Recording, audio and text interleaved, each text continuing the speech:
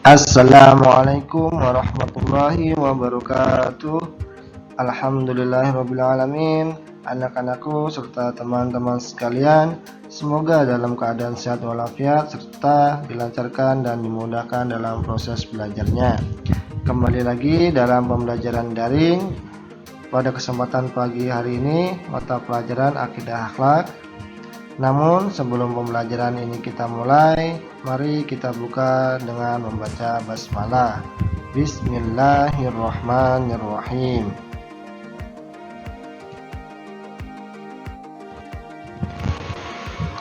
Baik anak-anak, pada kesempatan kali ini kita akan belajar tentang sifat taubat, taat, istiqomah, dan ikhlas. Mata pelajaran Akidah Akhlak kelas 7 MTS Nurul Azhar.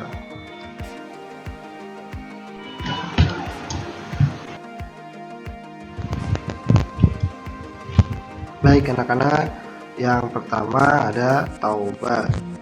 Nah, pengertian taubat secara bahasa berarti kembali.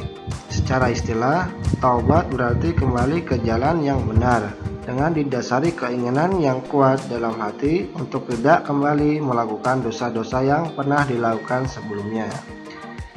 Jadi taubat itu kembali ke jalan yang benar setelah orang tersebut melakukan dosa baik yang kecil maupun yang besar dengan niat hati yang sungguh-sungguh.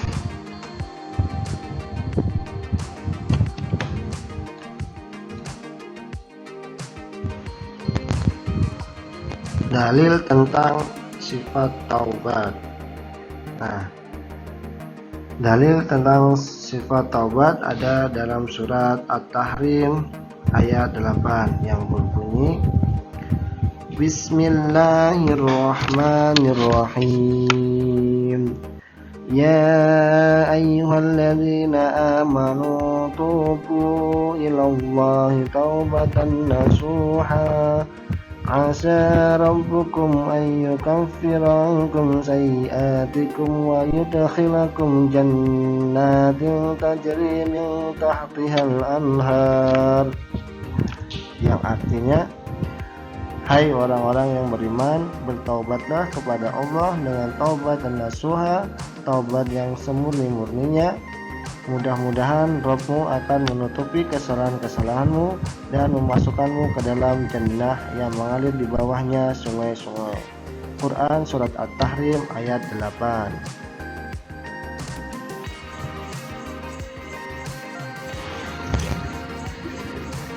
Selain dijelaskan dalam Al-Quran Surat At-Tahrim ayat 8, dijelaskan pula dalam hadis Rasulullah SAW yang berbunyi An Anas qala Rasulullah sallallahu alaihi wasallam kullu bani adam khata'un wa khairul khata'ina at-tawwabun, yang artinya dari Anas, dia berkata, Rasulullah sallallahu alaihi wasallam bersabda, semua bani Adam pernah melakukan kesalahan dan sebaik-baik orang yang salah adalah yang segera bertaubat. Hadis riwayat Ibnu Majah dari Anas.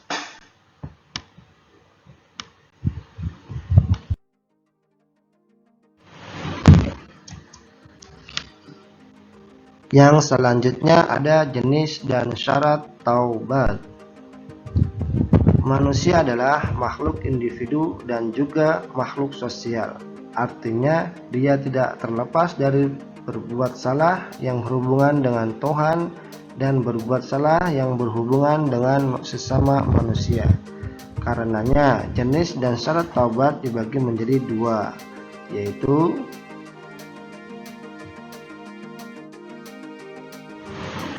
yang pertama, taubat menyangkut dosa terhadap Allah Subhanahu wa Ta'ala.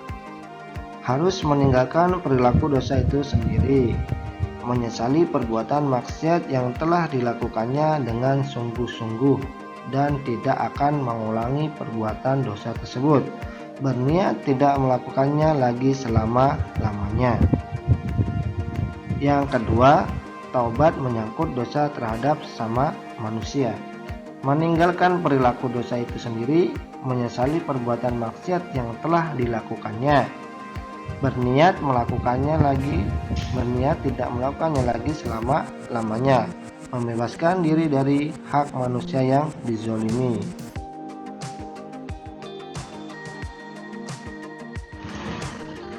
Membebaskan hak dari manusia yang dizoliminya, yaitu apabila menyangkut harta dengan cara mengembalikan harta tersebut, apabila menyangkut non-materi seperti pernah memfitnah, menggunjingnya atau menggibah dan lain-lain, maka hendaknya meminta maaf kepada orang bersangkutan, langsung meminta maaf.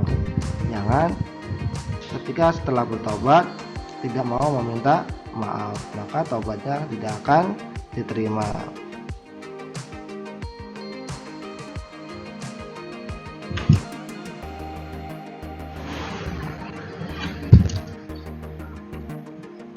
Yang kedua atau B, yaitu sifat taat. Taat menurut bahasa berarti tunduk, patuh, dan setia. Menurut istilah, taat bisa diartikan tunduk dan patuh terhadap segala perintah dan aturan yang berlaku. Taat kepada Allah Subhanahu wa Ta'ala berarti patuh kepada perintah dan aturan-aturan yang dibuat oleh Allah Subhanahu wa Ta'ala dalam segala hal, baik aturan itu berhubungan dengan ibadah kepadanya maupun aturan yang berhubungan dengan berinteraksi dengan sesama manusia dan makhluk yang lainnya.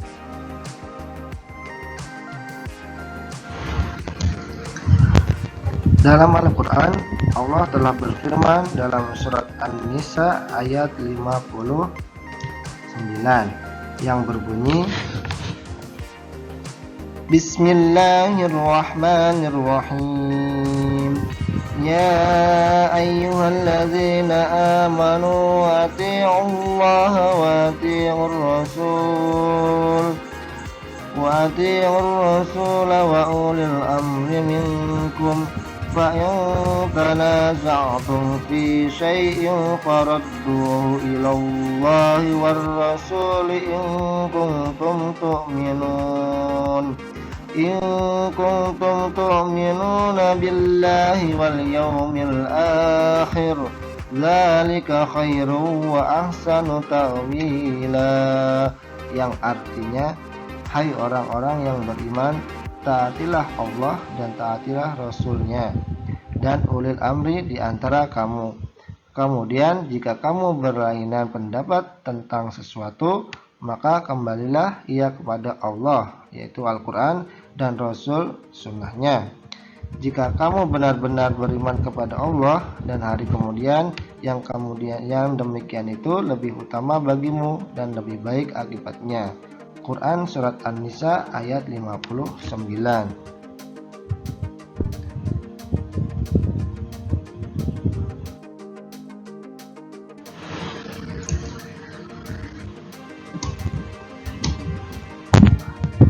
Dari ayat di atas, maka bisa kita simpulkan kepada siapa saja kita harus taat, yaitu yang pertama kepada Allah Subhanahu wa Ta'ala. Sebagai seorang muslim, taat kepada Allah adalah yang paling pertama dan utama.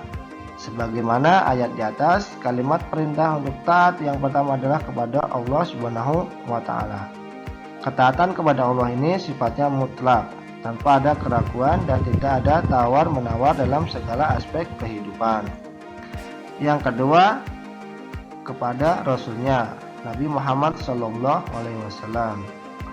Ketaatan yang kedua adalah ketaatan kepada Nabi Muhammad SAW. Ketaatan ini pun mutlak sebagaimana ketaatan kepada Allah Subhanahu wa Ta'ala. Ini berarti taat kepada Rasul berarti taat kepada Allah.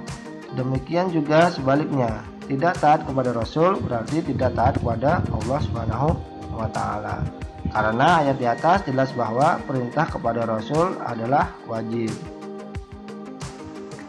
Yang ketiga yaitu kepada ulil amri atau pemerintah. Keterangan yang ketiga adalah pemerintah yang taat kepada pemimpinnya. Perintah yang taat kepada pemimpinnya. Hanya saja ketaatan kepada pemimpin ini tidaklah mutlak, tapi mempunyai syarat, yaitu selama pemimpin tersebut berpegang kepada kitab Allah dan Rasul-Nya.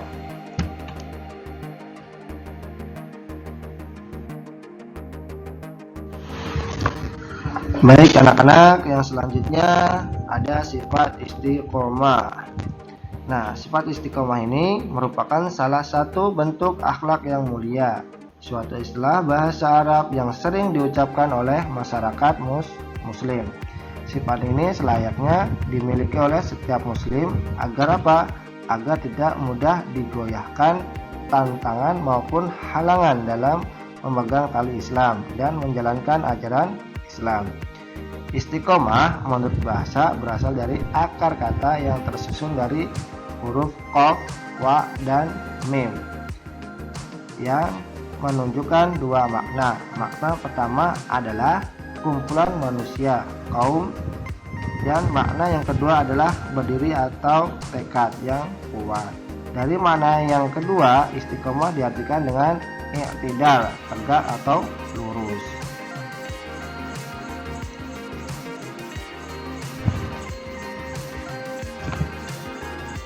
Bentuk-bentuk istiqomah. Yang pertama, istiqomah dalam hati. Yang kedua, istiqomah dalam lisan. Yang ketiga, istiqomah perbuatan atau anggota badan. Yang pertama, istiqomah hati. Asal istiqomah adalah istiqomah hati di atas tauhid sebagaimana yang dijelaskan tentang arti istiqomah. Apabila hati telah istiqomah dalam makrifat kepada Allah Subhanahu wa taala, takut kepadanya, mengagungkannya, mencintainya, menjadikannya tujuan harapan, berdoa tawakal kepadanya, dan berpaling dari yang selainnya. Yang kedua, istiqomah lisan. Lisan merupakan salah satu nikmat yang diberikan Allah Subhanahu wa taala kepada manusia. Karena dengan lisan itulah mereka dapat mengucapkan dua kalimat syahadat sebagai pernyataan keislaman, yang juga paling harus diperhatikan setelah istiqomah hati, karena ia merupakan penerjemah hati dan juru bicaranya. Yang ketiga ada istiqomah perbuatan anggota badan. Faktor-faktor yang melahirkan istiqomah. Yang pertama, beramal dan melakukan optimalisasi. Yang kedua, berlaku moderat antara tindakan melampaui batas dan menyia-nyiakan. Yang ketiga, tidak melampaui batas yang telah digariskan ilmu pengetahuannya. Yang keempat, tidak menyandarkan pada faktor kontemporal, melainkan bersandarkan pada sesuatu yang jelas. Yang terakhir ada ikhlas.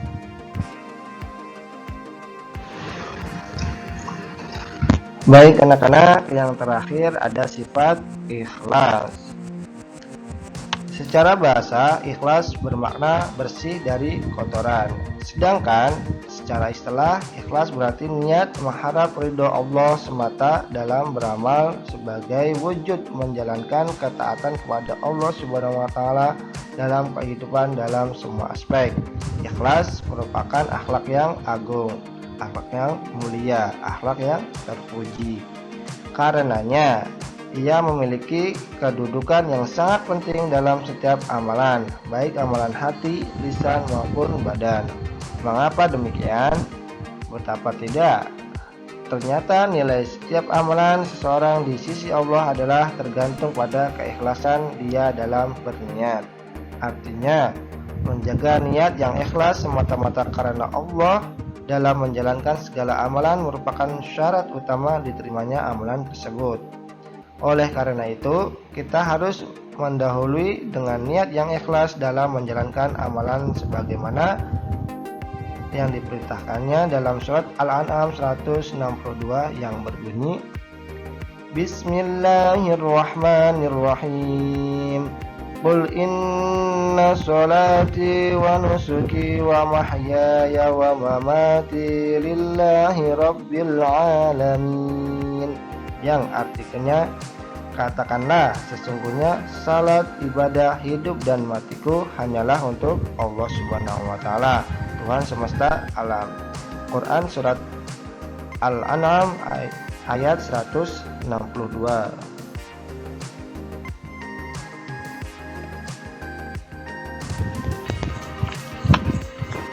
Demikian pula Rasulullah SAW telah bersabda berhubungan dengan pentingnya menjaga niat yang ikhlas. Beliau bersabda dari Umar bin Khattab radhiyallahu anhu berkata, saya mendengar Rasulullah SAW bersabda, semua perbuatan tergantung pada niatnya, dan balasan bagi tiap-tiap orang tergantung apa yang diniatkan. Barang siapa yang niat hijrahnya karena dunia yang ingin digapainya atau karena seorang perempuan yang ingin dinikahinya, maka hijrahnya adalah kepada apa yang dia niatkan. Hadis riwayat Bukhari. Demikianlah betapa niat yang ikhlas memegang peran yang penting dan utama dalam setiap amalan. Semoga Allah Subhanahu wa taala senantiasa memberikan kita kekuatan untuk menjaga keikhlasan dalam berniat sehingga kita termasuk golongan yang mukhlisin. Amin ya rabbal alamin. Baik anak-anak serta teman-teman sekalian, alhamdulillahirabbil alamin. Demikianlah materi akidah akhlak mengenai tentang sifat taubat, sifat taat, sifat istiqomah, dan sifat ikhlas. Semoga materi yang Bapak sampaikan pada kesempatan pagi hari ini mudah dipahami dan bermanfaat bagi kita semua. Tetap semangat dan jangan lupa jaga kesehatan, serta jangan lupa untuk selalu belajar. Sampai bertemu di pertemuan selanjutnya. Assalamualaikum warahmatullahi wabarakatuh.